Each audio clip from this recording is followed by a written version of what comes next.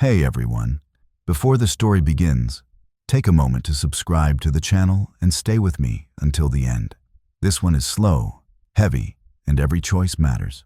My ex-wife became a bank CEO the same winter my landlord asked if I could pay rent in 2 installments.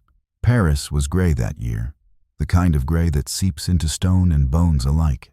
The Seine moved sluggishly under low clouds, carrying reflections of bridges that had seen empires rise and rot. I stood outside a middle school in the 19th arrondissement, waiting for the last bell, my hands numb around a paper cup of coffee gone cold.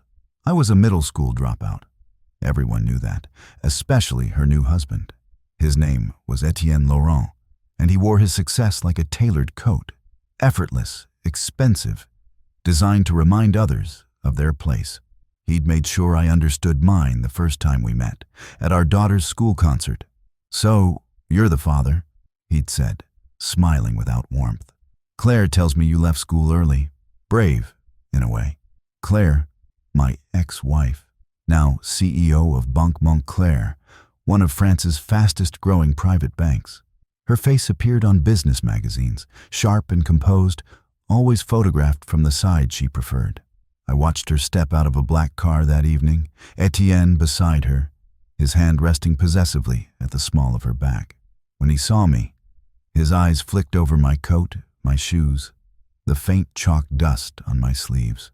"Some people peak early," he said quietly, just for me. "Others never peak at all." Claire didn't contradict him. I left school at 13. My father died in a steel mill accident outside Saint-Étienne, crushed by a machine that hadn't been serviced in years. The company blamed human error. The union protested for a week. Then everyone went back to work. My mother folded in on herself. Bills stacked up, so I worked. Construction, deliveries, night shifts cleaning offices where men like Etienne made decisions that never touched their hands. Claire met me when we were 20. She was studying finance, already fluent in the language of leverage and risk. She loved my steadiness, she said, my reliability. I mistook that for respect. We married young, had a daughter, Lucy. For a while, it felt like balance. Then Claire started rising, and I stayed where I was. Conversations turned strategic. Affection turned conditional. When she asked for a divorce, she framed it gently. "We've grown in different directions." What she didn't say was upward and downward. Years later, when she became CEO, the papers called her self-made. They didn't mention the quiet inheritance from an uncle who died conveniently during a restructuring, or the small regional banks absorbed, then hollowed out. I knew because I cleaned one of those banks once, long before the merger. I remembered the names on the doors, the faces of tellers who vanished. I now taught history at a private learning center. No degree, but experience, recommendations, and a director who believed knowledge didn't always come with paperwork. I taught revolutions, labor movements, the slow violence of economics. The irony wasn't lost on me.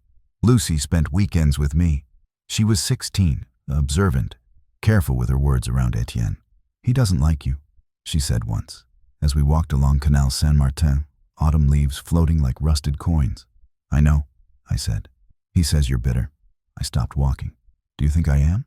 She hesitated. "I think you're quiet. That scares him." The invitation came embossed in cream and gold. A gala celebrating Banque Montclair's expansion into Eastern Europe. Claire wanted Lucy there, a family image. Etienne cornered me near the coat check, champagne in hand. "You should be proud," he said. "Your ex-wife runs circles around men who actually finish school." I smiled. "Careful," I said. "Circles can become traps." He laughed, dismissing me entirely. That night, I noticed names. Investors, board members, old steel companies rebranded as holding firms. One name, in particular, froze me. The company responsible for my father's death now held a controlling stake in one of Claire's subsidiaries. The past has a way of resurfacing when you finally look for it. I began researching, not aggressively, not visibly. Public records, archived reports, old court cases quietly settled. I spoke to former workers in Saint-Étienne, men with hands like stone and memories like scars. Patterns emerged. Safety violations erased through acquisitions. Pensions restructured into nothing. Banque Montclair's growth wasn't innovation, it was absorption.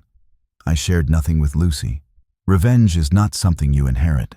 It's something you choose alone. Etienne, meanwhile, grew bolder. He advised Claire to push for political appointments, regulatory influence. He liked power that smiled back. The journalist I contacted lived in Lyon. She had a reputation for patience, for stories that took years to surface. "This isn't a scandal," she said after months of digging. "It's a system. Systems fall slower," I replied. "But they fall." The climax didn't arrive with sirens. It came with hearings, with leaked documents, with a former executive who decided cooperation was better than loyalty. Banque Montclair's stock dipped, then slid. Claire called me late one night. Her voice was stripped of its polish. "Did you do this?" she asked. "I remembered," I said, and I didn't look away. "You're ruining everything," she whispered. "No," I said. "I'm finishing something that started a long time ago." Etienne left her within weeks. He cited reputational risk, distance, strategy. The media called Claire embattled, then controversial. She resigned quietly, citing health reasons. Lucy came to stay with me for a while. "I see it now," she said one evening, watching rain streak the windows. "How he looked at you." "How everyone did," I replied. She shook her head. "Not everyone." The steel mill case reopened. Too late for justice, but not too late for truth. I still teach, still rent, still walk the same streets.